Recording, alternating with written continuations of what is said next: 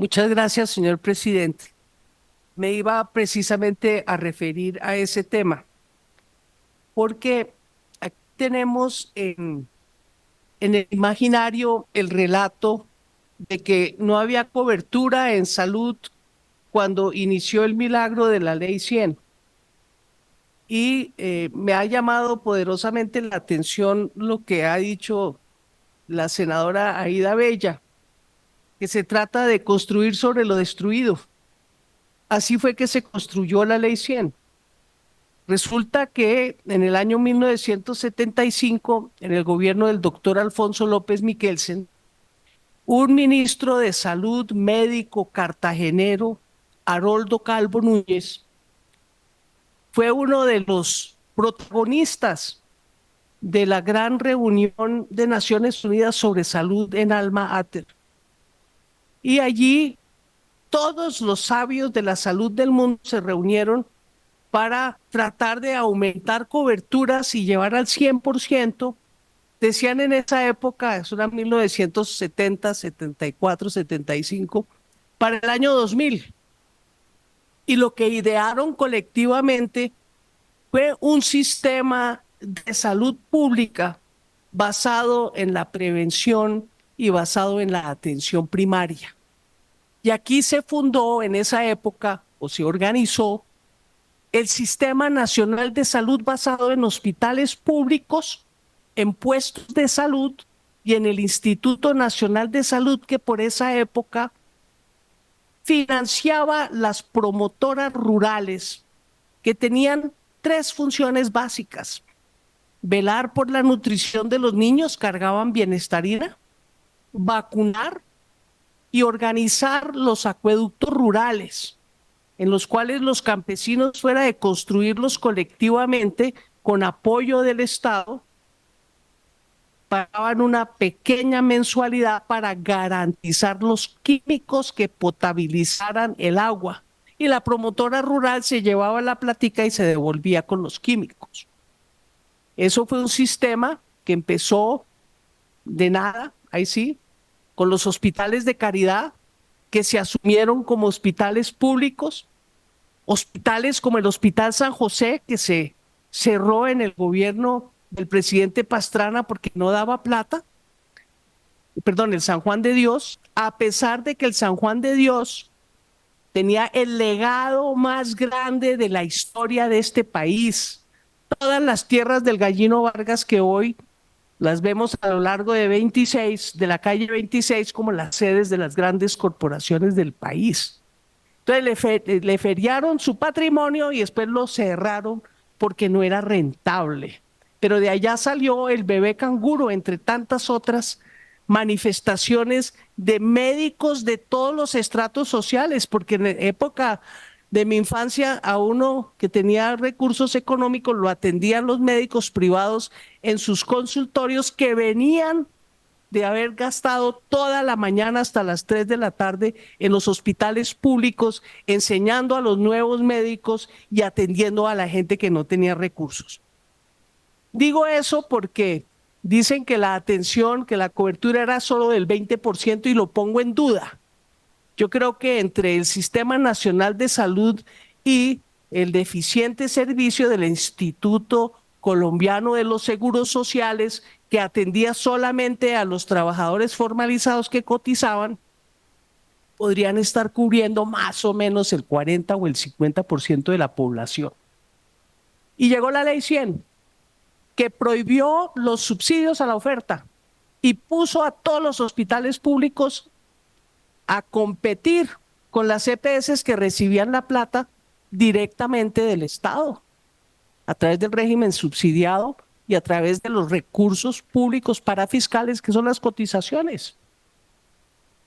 Y les pagaban una capitación por cada afiliado. Entonces lo que hubo fue una carrera de afiliación en todo el país, señor ministro, sin atender a ninguna racionalidad económica en un recurso tan importante como la infraestructura de la salud. Y por eso toda se concentró donde está la gente con capacidad de pago, porque era un negocio. Y dejaron desprotegido a todo el país rural y a todas las poblaciones pequeñas. Yo hice el estudio se llama un libro blanco de la salud del Magdalena, antes de la pandemia. En el proceso de la pandemia lo redacté. Es impresionante ver cómo la infraestructura de la salud pública del departamento del Magdalena había logrado construir un hospital en cada municipio, que tenía de satélites puestos de salud pagados por el Estado y la gente podía acceder. No, llegó la ley 100 y se acabaron. Porque no eran rentables, lograron.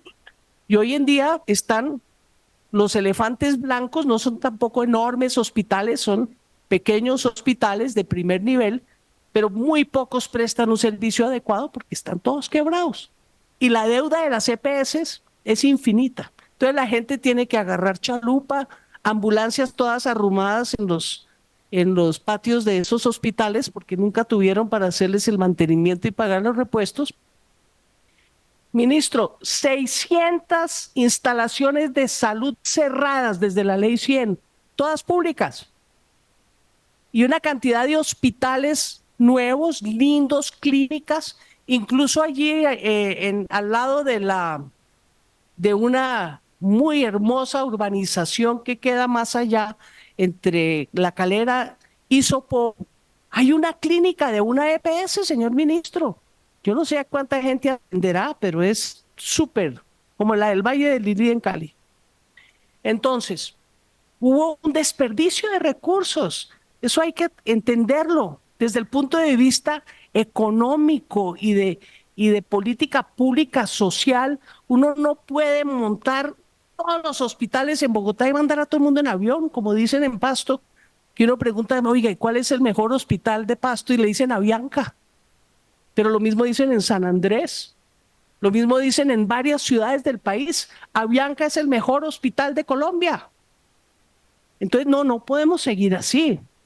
Y le quiero decir a la colega, mire, no es obsesión. Yo creo que tiene razón el citante Chacón. Hay dos modelos en pugna, ¿sí? Son dos modelos basados sobre lógicas distintas. Una que quiere atender el derecho a la salud y otra legítimamente el derecho al ánimo de lucro. Son dos modelos distintos. Hay un profesor de mi universidad, el señor Sandel, que dice que hay sitios donde el ánimo de lucro no debe llegar y uno de ellos es la salud. La salud es pública, por eso en todas partes. Puede que sea desperdicio en algunos lados por falta de control y eso hay que mejorarlo. Pero le quiero decir que la tasa de mortalidad en este país no da fe de la efectividad, así sea eficiencia de las EPS en mantener los costos de los neonatos más baratos. Porque aquí en Palermo, cuando yo fui alcaldesa de Bogotá, me tocó luchar para que no cerraran el pabellón de los niños, porque ese no es rentable, porque no es rentable. Entonces algo está pasando en este sistema. Entonces yo sí le quiero decir, señor ministro, que tenemos que buscar, reafirmar y hacer la pedagogía. Si es que aquí el grueso de los servicios de salud en el país son privados, ¿de dónde están hablando que que se va a estatizar la salud? Si aquí las IPS, el gran número son privadas. Lo que se está buscando es que los dineros públicos cumplan una función social, que no es la intermediación financiera de las EPS con su ánimo de lucro. Tenemos que regionalizar la infraestructura, hay que construir la nueva, porque con toda la plata de salud la construyeron en Bogotá, Medellín y Cali, y eso no es viable desde el punto de vista social. Hay que construirla. Mire, en Bogotá no es cierto lo que usted plantea. Aquí en el gobierno de Lucho Garzón se inició un programa extraordinariamente bueno, que dio buenos resultados porque bajaron las cifras hasta que llegó Peñalosa. Hasta que llegó Peñalosa, iban en barrena la mortalidad infantil, la mortalidad materna, los muertos, el hambre de los niños se acabó, ¿sí? ¿Cómo era? Financiada con recursos del distrito porque las EPS no daban. Entonces, salud preventiva, se llamaba Salud a su Hogar. Sí, la gente iba, identificábamos las niñas, adolescentes que estaban embarazadas para garantizar que la recogiera en una ruta un carro para llevarla al hospital para su control mensual. ¿Por qué? Porque las adolescentes no van al médico y bajamos la mortalidad infantil de una manera impresionante.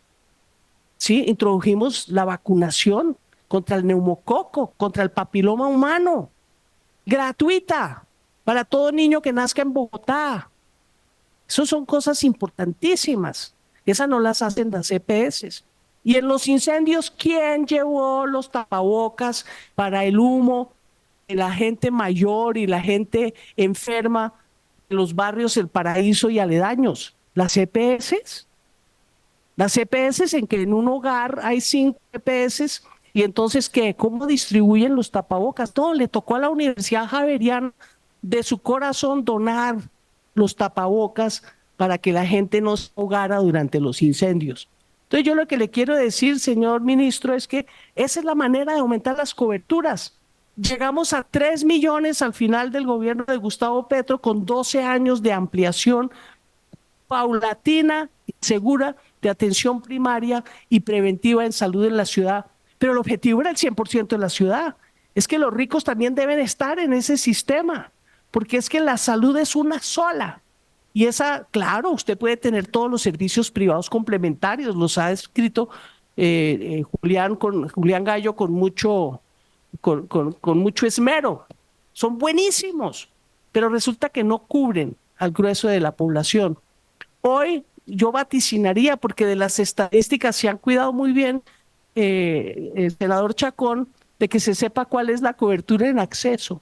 A uno le reportan 3 millones de atenciones, ¿sí? Las que salen del eje cafetero para Bogotá, señor ministro. 3,5 de atenciones, pero no le dicen a uno cuántas personas son, a quién han cubierto.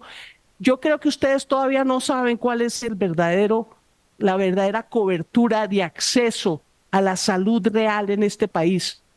¿Y qué pasa con la diferencia entre el acceso y la afiliación? Todo ese paquete de incidentes de salud están en la UPC, se están pagando.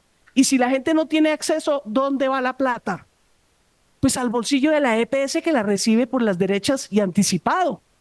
Por eso tan grave el tema que me imagino vendrá posteriormente de las reservas técnicas para poder atender a toda esa gente que se sabe que se va a enfermar por incidencia probabilística, estadística, de la mejor, como dice la senadora, pero que mucha de ella no va jamás a acceder al servicio y esa platica, ¿a dónde se va?